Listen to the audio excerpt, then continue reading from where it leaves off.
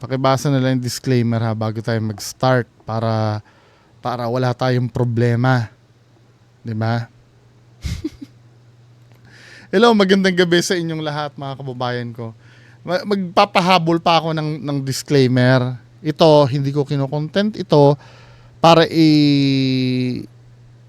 ibaliwala yung paniniwala nyo. Kung naniniwala kayo dito, sige, wala namang problema. Maniwala kayo dyan. 'Di ba?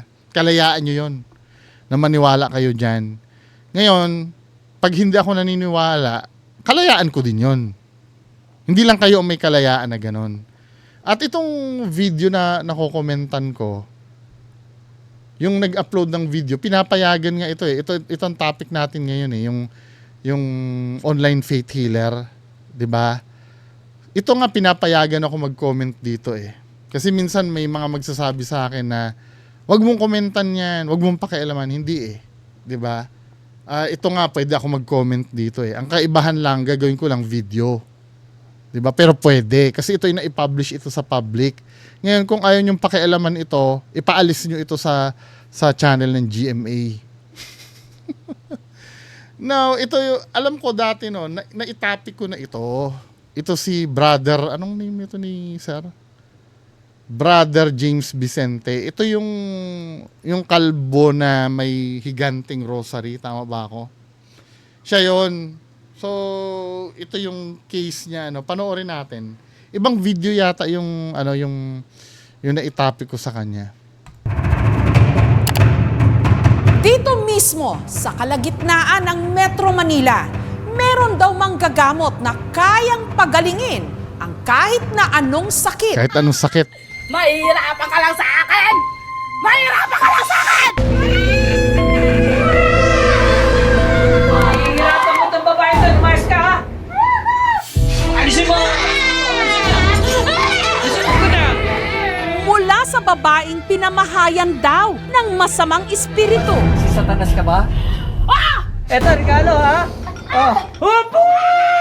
Sa lalaking sinun Wait lang. Doon muna tayo sa ano.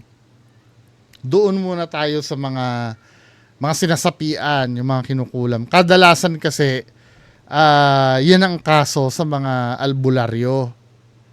'Di ba? Meron na akong mga nakausap na psychiatrist or psychologist tungkol dito. Yung mga nagiging kliyente ko lang, yung mga nagiging ano ko lang. Kasi pagka nakakamit ako ng mga ganun tao, inaano ko na eh. Kinukunan ko na ng opportunity na tanongin tungkol dito. Kasi isa sa mga hiwaga sa akin ito eh. Dahil skeptic ako, no? Disclaimer lang po, skeptic po kasi ako. Siyempre, dahil skeptic ako, hindi naman nangangahulugan na pag skeptic ako ay hindi na ako naniniwala. Kailangan ko lang talaga ng solid proof. Truth seeker po kasi ako. Katulad ng sinasabi ko, no, ang pinopromote ko kasi dito sa vlog ko, huwag tayong autopaniwala. Dahil maraming manluloko sa Pilipinas. Hindi ko sinasabi manluloko ito si brother sir na nanggagamot ha. Hindi ko naman sinasabi manluloko siya. Pero maraming manluloko sa Pilipinas. Kahit anong profession, pagiging doktor, maraming peking doktor, maraming peking abogado, maraming peking engineer, maraming peking dentista. Mas lalo na dito, kung yung mga profession na nabanggit ko, pwede mong malamang peke sila kung hindi ka nila mapapakitaan ng lisensya eh. Itong mga to, may pinanghahawakan ba ito para masabi nilang legit sila? 'Di ba? Ano ibig ko sabihin? Kailangan maging mapanuri tayo sa panahon ngayon. Hindi naman masama 'yun eh. Lalo na pagka totoo kang manggagamot o talagang may power ka, hindi ka ma-offend pagka ganun ang mentality ng taong kausap mo. Kasi alam mo na nasa totoo yung taong yun. Yung naghahanap ng katotohanan. 'Di ba? Minsan kasi na-offend sila kapag iniimbestigahan natin eh, or inaano natin eh. Tawag dito? Parang ini-scrutinize natin yung nangyayari. Now, dito sa scenario na to, no, may mga nakausap ako na may kinalaman dyan sa tungkol dyan sa psychology or psychiatric. Itong mga tao daw na ito, actually si Sir Oyabak din yung ating legal consultant, 'di ba? Natanong ko din siya tungkol dito. Bakit kaya itong mga to, let's say hindi sila naniniwala eh. Kasi man of science sila ito sa mga ganito. Now, ang tanong ko naman, bakit kaya itong mga ginagamot nila ay ganito ang inaakto? Ano to, lahat na nagpapagamot sa kanila, mga artista, mga nagdadrama lahat? Dahil kung magiging skeptic ka, ang unang iisipin mo na lang kasi dito, itong mga to nagdadrama lang ito eh. 'Di ba? Yun na lang yung pinaka madaling explanation pag nakikita mo itong mga taong to. Pero just imagine ilan ang pasyente niyang pumupunta sa kanya na puro ganyan ang ginagawa. Ano yun? Lahat yun? Nagdadrama lahat? Now, ang explanation nung mga tinanungan ko, yan kasi daw ay gusto nilang paniwalaan. Kaya nila ginagawa yan. Kumbaga gusto nilang, yung pinaniniwalaan nila, gusto nilang mangyari. Sa madaling salita, parang aware naman daw sila na ginagawa nila yan. 'Di ba? Gusto lang talaga nilang ma-validate yung experience. Kaya nila ginagawa niyan. Pero hanggang ngayon, hindi ko pa rin maintindihan. Maybe ako kasi hindi ko kasi 40 yan, hindi ko kasi pinag-aralan ang psychiatric at psychology eh. Hindi ko kasi pinag-aralan yun eh. Maybe if yung mga lisensyado talaga ang magsasalita, yung mga expert talaga sa larangan ng psychology, kaya nilang i-explain ng mas malinaw sa inyo kumpara sa akin. Kaya yan din ang isa sa mga inaano ko eh, sa mga hinahanap ko ngayon eh. Kung meron ba akong mahanap na isang pwedeng interviewin na psychiatrist or kahit psychologist, 'di ba? Para ma-explain sa atin na maayos. Kasi ako, wala eh, nazizero talaga ako eh. Bagamat may sinasabi sila na explanation sa akin, which I do believe naman na valid yun. Hindi ko lang talaga magets kung paano. Now, meron naman akong isa nakausap. Comment ka nga dyan, sir, kung sino ka. Nag-message siya sa akin eh, or nag-comment sa akin eh. Ito naman, yung asawa niya nagpagamot kay Apo Philip Apollo. Kilala niyo yun, yung nasa FB, yung nanggagamot din. Sikat yun eh, nasa FB eh. Now, ang sabi niya sa akin, yung asawa niya daw nagpagamot diyan. Yung asawa niya, ganyan din ang inakto daw. Pero nung tinanong niya yung asawa niya, aware naman daw siya na alam niya yung nangyayari. So meaning, hindi totoong sinasaniban. Ngayon, ang tanong niya daw sa asawa niya, bakit umakting ka ng ganon? Ang sabi ng asawa niya, nahihiya daw siya na kontrahin yung manggagamot, kaya nakisama na lang daw siya. I don't know if serious yun, Pero comment ka sa akin, sir. Nakalimutan ko na yung name mo eh. Kasi ang topic ko nun, si Apo Philip Apollo yata yung topic ko doon. Nung time na yon. Kaya mo ko piniem. Or kinoment mo lang ba sa akin? Nakalimutan. I'm so sorry po. Nakalimutan ko na yung name mo, Ganun daw. Nakisama na lang daw yung niya. Well, kung iisipin mo, pwede din naman yon. 'Di ba? Parang ganito lang yun eh. Kasi meron din kaming professor dati nung college ako. Baduy talaga magpatawa yon. I mean, yung patawa nun, mga walay talaga, hindi naman talaga nakakatawa.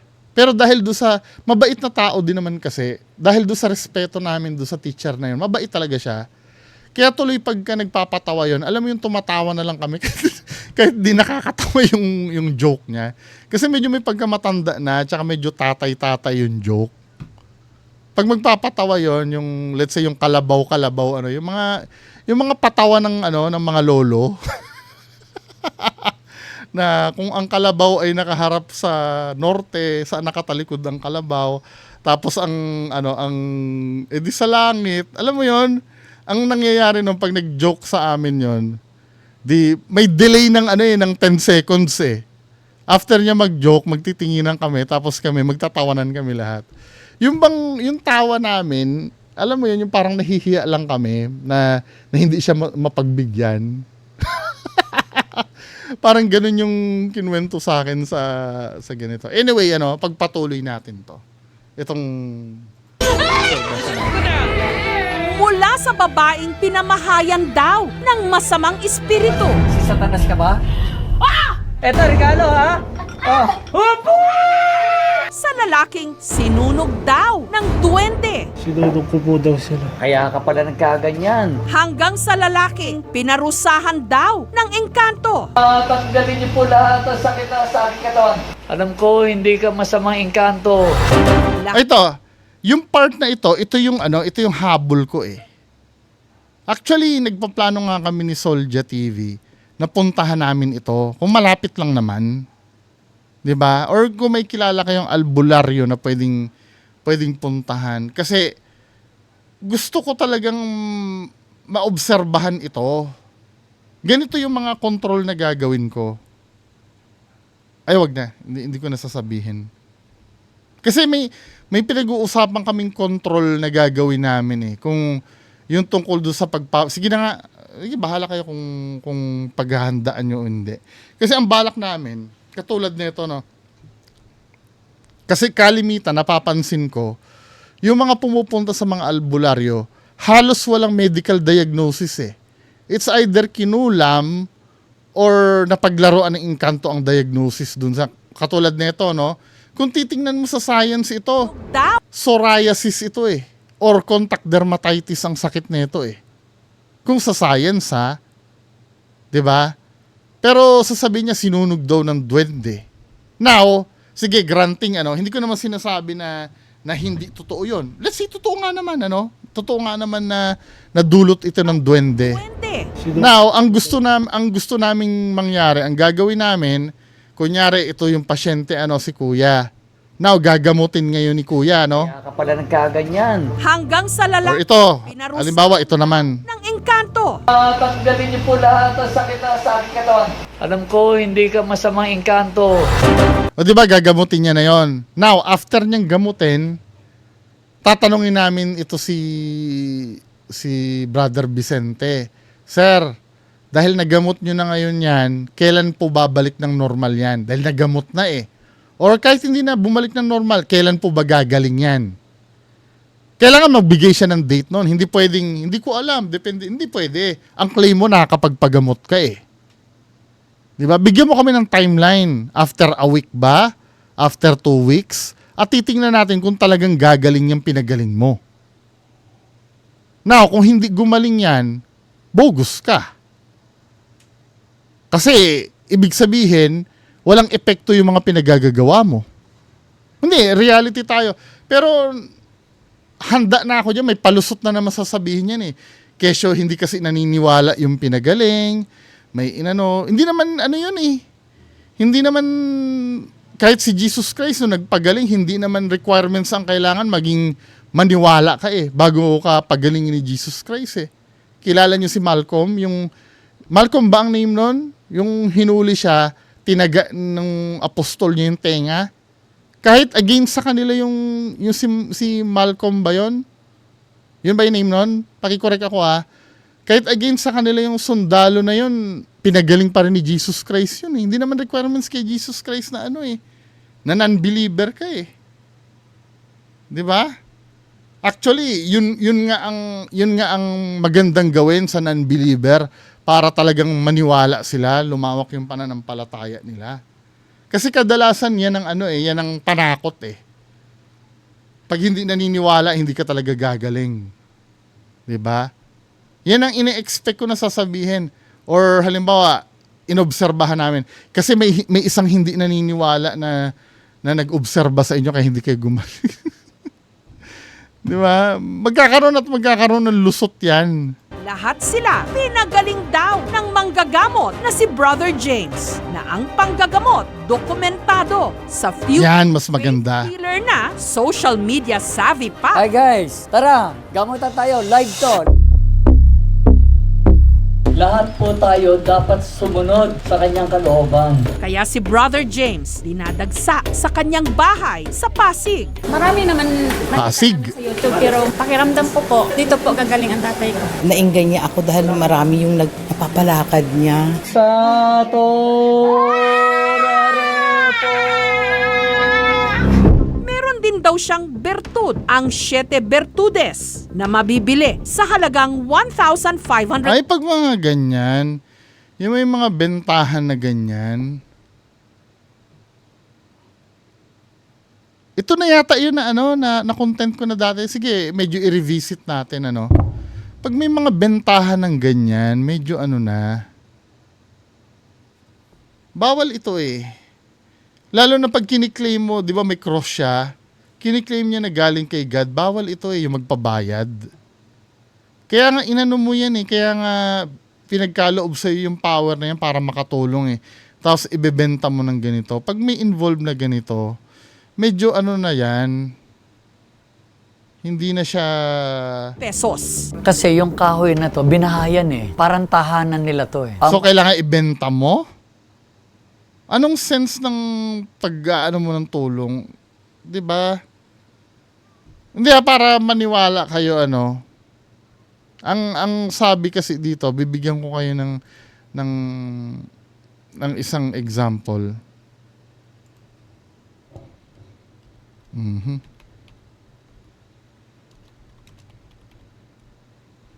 Wait lang ha. Maghuhugot ako ng talata sa Bible. Ito, pwedeng gamitin ng Bible against sa kanya kasi ikinakalat niya na galing sa Diyos yung power niya. Di ba?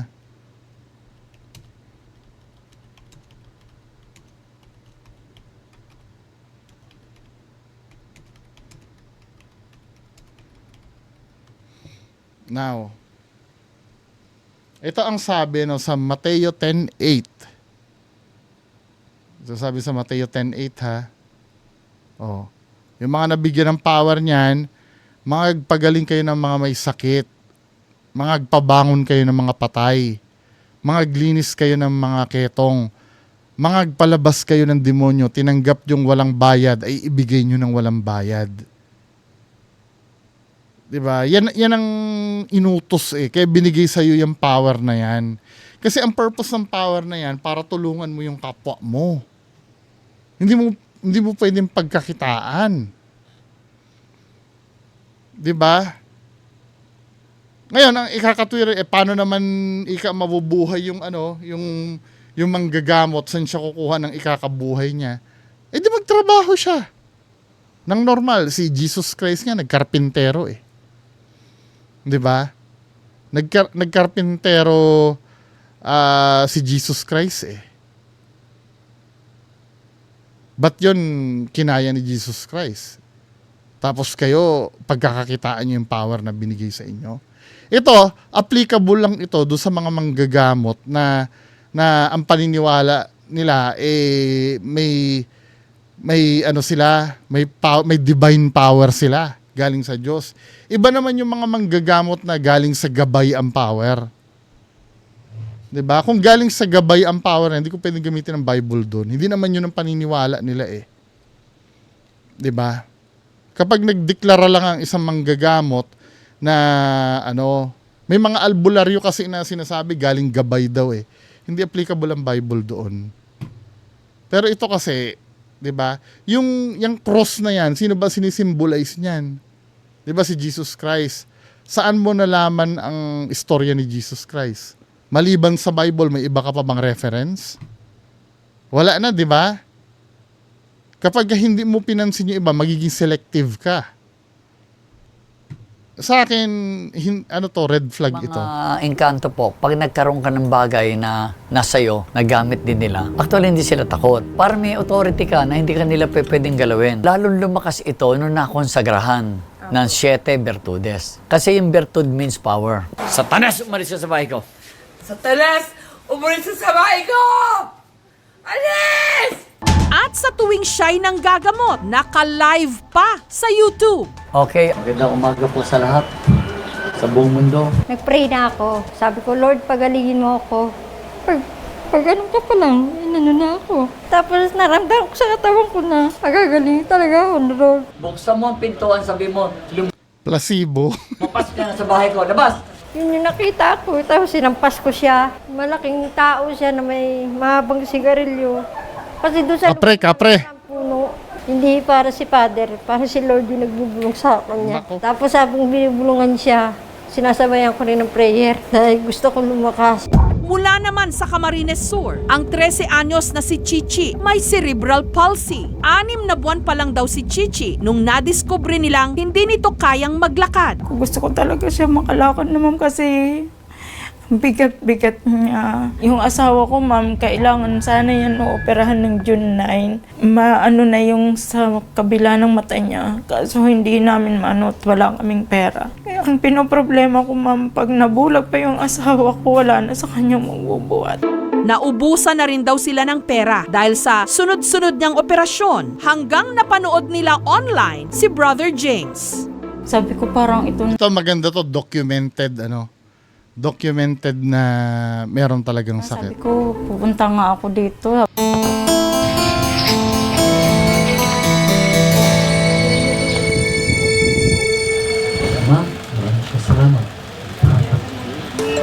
Una munang tinanggal ni Brother James ang brace na nakakabit sa hita ni Chichi. Sunod niya itong hinilot-hilot at ginamitan ng 7 Bertudes. Kukunin ko, ha?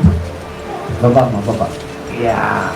Maya-maya pa, ang 13 anyos na hindi nakakatayo. Tayo. Pilitin mo, ha? Pakiramdam ko, ma'am, na pag-asa ko, ma'am, kasi galing na po kami, ma'am, ng doktor. Ngayon po, ma'am, dito na kami, ma'am, nagbabaka sakali sa hill. Hindi mo naman masisi yung mga kababayan natin, ano. Siyempre, out of desperation, 'di ba? Kahit sa akin din naman nangyari na rin naman sa akin 'yan eh. Yung talagang walang-wala ka ng pag-asa. Lahat ng pwede mo kasing kapitan, kakapitan mo. 'Di ba? Kasi desperado ka eh. Linggaw nung malamang ang kailangan na namin, ma'am. Ang ginawa ko po, nikap niya, nadala ko doon sa align tapos tinalian ko lang po sa ibabaw ng handkerchief para hindi mag-move. Yung nikap niya po, wala sa align. Anong pinagsasabi nito? Otorisado ka ba doon? Otorisado ka bang gumawa nun? Kita kong ginawa niya, it is a form of physical therapy. Hanggat maaari, hindi dapat natin binibigla kasi andyan yung possibility na masasaktan yung bata. Para sa akin po, wala naman ako maling ginawa at naniniwala din ako sa mga doktor sa kanilang ginawa. Ang problem kasi noon, baka mamaya wala kang pinag-aralan tungkol dun eh. Maybe wala kang maling ginawa, no? Pero sure ka ba doon sa ginagawa mo? Yun kasi ang tanong dun eh.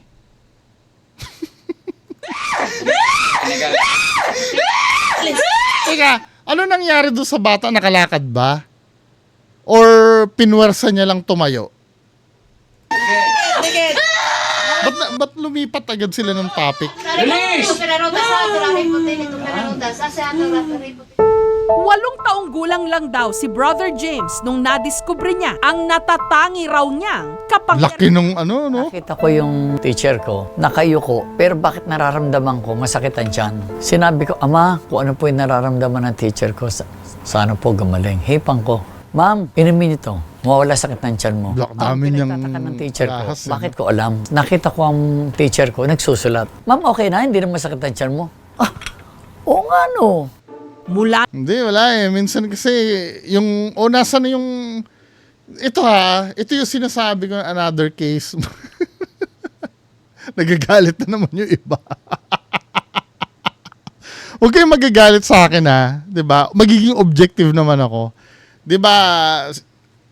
Pag ang kwento niya kasi cool eh. Pagdating sa kwento niya kasi cool. Ibig ko sabihin, pag kinikwento niya lang yung isang kamangha-mangha ang nangyayari, pag sa kwento niya. Pero pag sa actual na, wala namang ganun eh. Katulad nung yung hindi makalakad na bata, nakalakad ba yung bata after? Oo, hindi. Nakatayo, oo, dahil pinilit nilang tumayo, pero hindi nakalakad.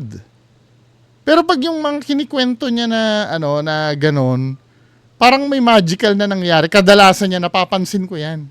Pag regarding sa mga albularyo, sa mga, yung mga nagkikwento, pagdating sa kwento, ang galing ng pangyayari eh. Katulad nung nareakan natin sa off the record na si Agilus ba yun, yung name? Na meron daw silang in-exorcise na bata na talagang nag-i-Spider-Man daw sa pader. Nag-aala Spider-Man daw sa pader. 'Di ba? Pagdating sa kwento, cool eh. Pero wala namang maipresentang video nung nangyari. 'Di ba? Pero pag actual na, wala na. Para kang, alam mo yung bumibili ka sa Shopee na ang ganda-ganda sa picture. Tapos pag sa actual na, wala namang ganun ka-powerful na nangyayari. Nagtuloy-tuloy na siya sa panggagamot. At ang isa sa pinaka-nag-viral niyang video, Eto. ang kaso ni Romel na noong 2016 na-diagnose na may psoriasis. Psoriasis. Sa balat. Mga ilang buwan? December. December?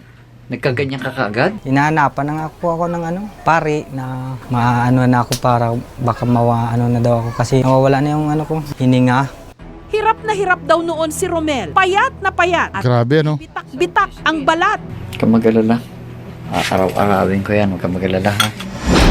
Pero nung bumisita raw siya kay Brother James, sinabihan siya na nakulam siya. Si Romel daw kasi, Aaraw-arawin niya. Hindi ba pwedeng isang, mo?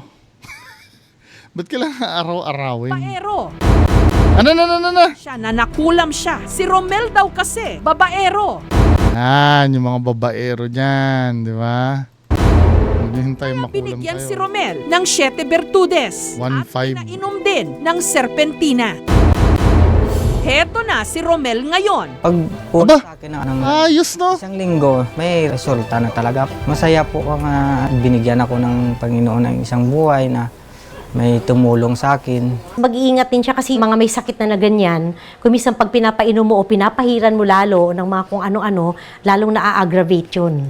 Kaya pwede Pero gumaling eh. pasyente, wala naman siyang documentation kung ano talagang sakit ng pasyente. Inassume lang agad niya na psoriasis. Oo nga.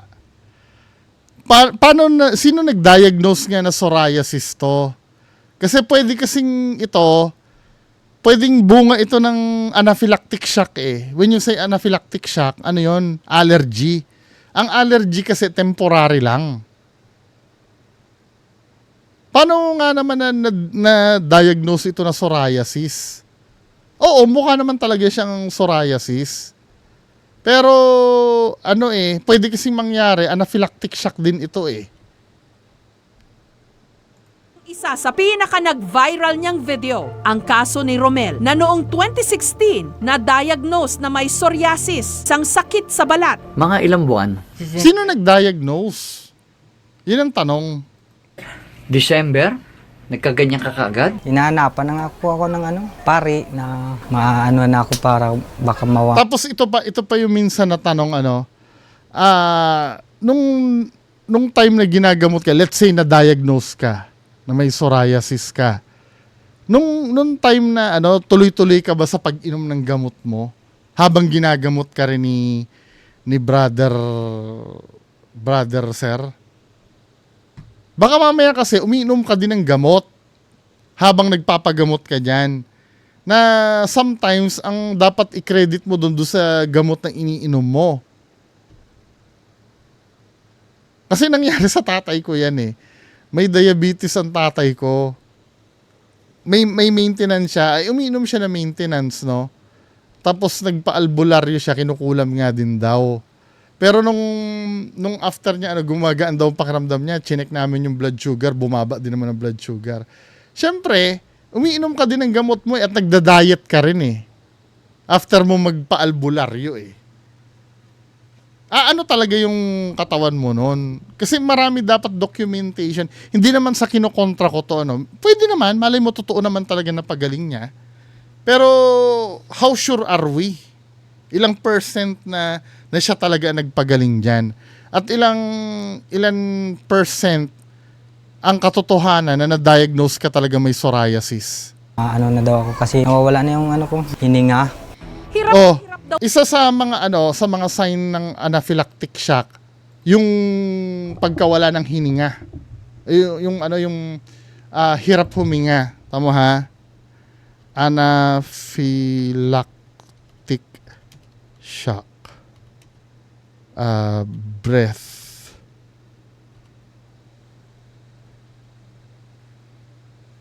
Ayan oh. Nakalagay dito, anaphylactic shock. Breathing difficulties are prominent and potentially life-threatening symptoms. 'Di ba? Pagka pwedeng ma-block yung airway mo niyan eh. So pwede na anaphylactic shock 'yun. Anaphylactic shock allergy eh. Anong gamot diyan? Mga antihistamine, diphenhydramine.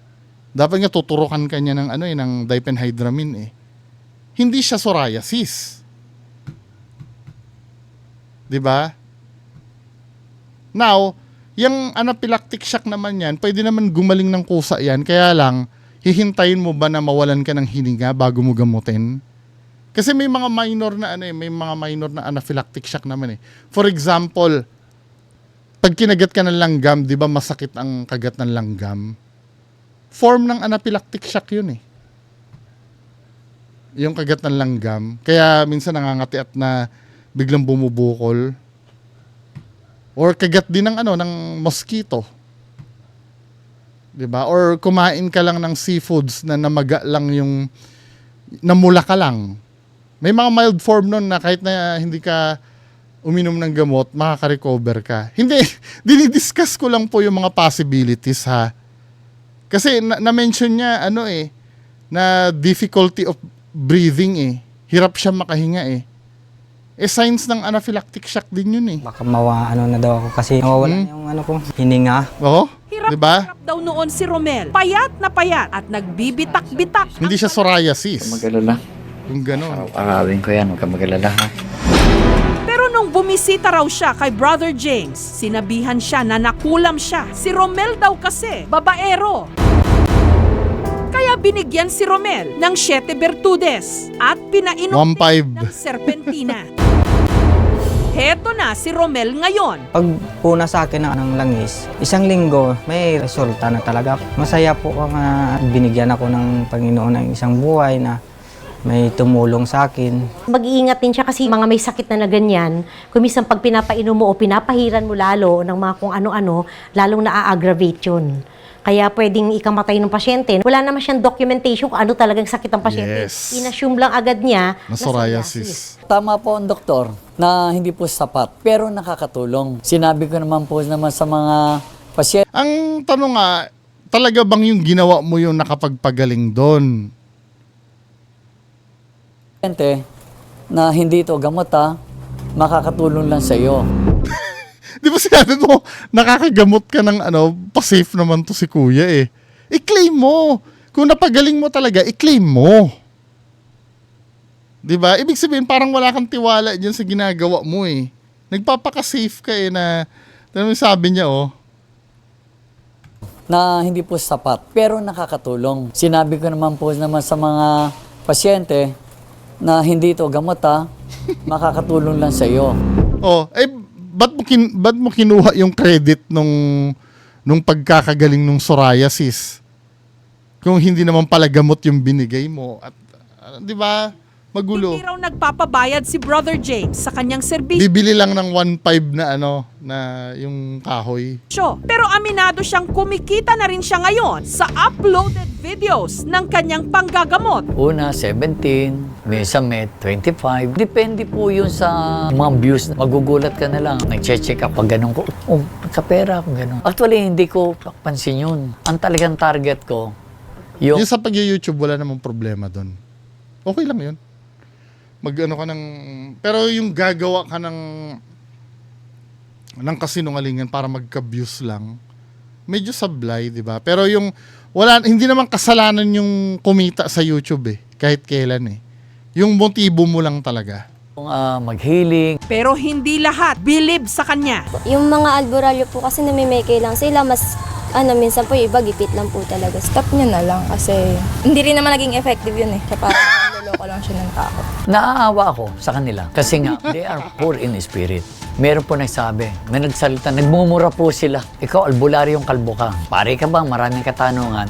Simple lang naman eh. Eh di wag niya na akong tawagin father. Brother na lang. Kasi ang mahalaga, magampanan ko yung inuutos ng Diyos sa akin. Yung mga naniniwala sa albularyo, tatandaan ninyo na ang pinanggagalingan ng kapangyarihan nila ay hindi Diyos. Mas magtiwala kayo sa mga lehitimong doktor. Isa rin siguro dahilan kung bakit marami pa ring faith healers at saka mga albularyo. Hindi, sa akin naman, ayoko naman kontrahin na kasi culture natin yan eh.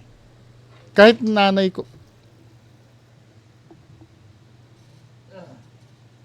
nanay ko or tatay ko, baliw na baliw din sa ganyan. Hindi ko na kukontrahin yan. Ang sa akin, i-prioritize nyo muna magpa-check up sa doktor. Yun muna. Now, kung talagang mabiverify nyo na walang finding sa doktor, go kayo dyan. Or pwede, pagsabayin nyo, no, habang nagpapagamot kayo sa doktor, wala namang problema doon. Ang nagiging problem lang doon, kung ito yung pinaprioritize nyo. Paano nagiging problem nun? Malay mo, may malubha ka na pala talagang sakit na nachamba ka dun sa albularyo na manluloko pa. Hanggang sa hindi mo namamalayan, palala na ng palala yung sakit mo, hanggang huli na ang lahat. Diba? Albularyo kasi wala talaga tayo access doon sa Western medicine, no? Nananatili pa ring mahal at magastos ang pagpapa-ospital. Isa rin yun, ano? Ayon naman sa isang agriculturist, walang kinalaman ang klase ng kahoy, katulad ng mga bertud ni Brother James sa panggagamot ng anumang sakit. Niniwala yung mga tao na kapag sinusuot ito, pwede nga gawing agimat, pero wala pa siyang known na medicinal advantage yung pagsuot lamang ng kahoy. I will always advise patients to go to people na aral at eksperyensado sa problemang medikal. Oo, kasi yung mga aral kasi na yon, hindi naman sa yung mga aral kasi na yon, alam nila kung paano gawin. Nag-spend yan ng 10 taon na para pag-aralan ang katawan ng tao. Hindi ko naman sinasabi na magiging successful lahat ng gamutan diyan, pero at least lahat ng sasabihin niyan totoo. 'Di ba? Kung magagawan ba natin ng paraan or kung hindi na. At least lahat ng information na makukuha nyo sa mga doktor ay totoo talaga. Hindi katulad nung isa na sasabihin, yan ay hindi ko naman sinasabing gamot yan, makakatulong lang pero hindi gamot yan. Then pag gumaling yung pasyente, i-claim niya na siya yung nagpagaling. 'Di ba? Pero pag hindi gumaling, nasa safe side agad siya. Hindi ko naman sinabi na na gamot ito eh. Pero ang kiniklaim niya, makakagamot siya ng kahit anong sakit. 'Di ba? Unang-una, if something went wrong, mahabol mo ba yan? Wala naman lisensya yan eh. Pero ang mahalaga, yung ipinagkatiwala ng Ama sa akin na kalakasan na nakakatulong sa mga taong meron sakit espiritual. Kaya kung maaari lang, inaanyahan ko mga doktor na bigyan ako ng pagkakataon na i-share sa kanila yung kaalaman na ipinagkatiwala sa akin ng Ama sa langit. Faith? Tapos naniningil ka. Kontra nga yun dun sa sinasabi ng sinasabi mong ama na wag magpabayad Ano ba? Healing online sa mga naghahanap ng lunas, pati na rin sa mga nagdududa. Panoorin mabuti at maging mapanuri. Maging mapanuri, tama. Titingnan namin kung mapupuntahan namin ito si Brother. Anong name nito ni Brother James Vicente, 'di ba? Pero sinasabi ko sa inyo mga kababayan ko, kung naniniwala kayo dito, go ahead. Kalayaan nyo yan. Wala naman akong pinipigilan dito eh. 'Di ba? Ngayon, kung ginusto nyong panoorin ako at na-hurt kayo, every time na pinapanood nyo ko, tiisin nyo. Tiisin nyo. Huwag nyo kong kukontrolin sa dapat ko sabihin. 'Di ba? Sabihin nyo na lang sa akin kung mali ba yung nasabi ko. May mali ba ako nasabi? At kung may naisabi ka mali ko nasabi, syempre ako, i-depensa ko din naman ang sarili ko. Kung talaga namang mali ako. Kung mali naman talaga ako, I'm so sorry po, nagkamali po ako. 'Di ba? Ngayon, kung kung yung mali na sinasabi mo sa akin ay base lang sa paniniwala mo, ay hindi pwede yun. Anyway, mga kababayan ko, yan lang po muna ang ating mapag-usapan ngayong gabi. Magandang gabi po sa inyo lahat. Bye-bye.